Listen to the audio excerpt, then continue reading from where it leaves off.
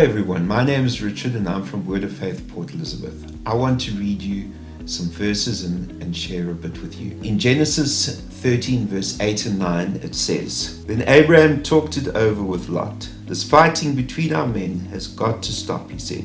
"We can't afford to let a rift develop between our clans. Close relatives such as we are must present a united front. I'll tell you what we'll do. Take your choice of any section of the land we want and we will separate. If you want that part over there to the east, then I'll stay here in the western section. Or if you want the west, then I'll go over there to the east." Now remember that God had given this land as an inheritance to Abraham.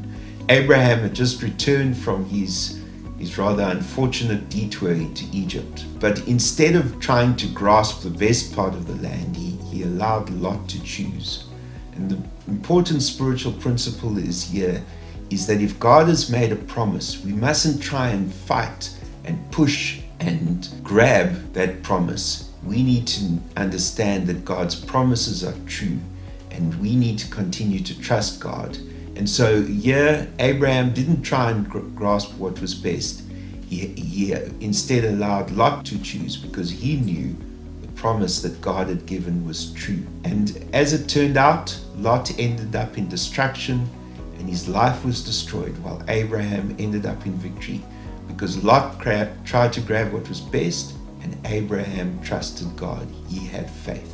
We need to have faith that the promises that God has given us are true and will come to pass. Father, I pray, Lord, that we will not try in our own strength to grab what is best, but instead we will grasp your promises and believe your promises and know that you are going to fulfill them. Help us to believe your word. Help us to trust what you say and help us to know that you are going to do what you've promised in our lives. Amen.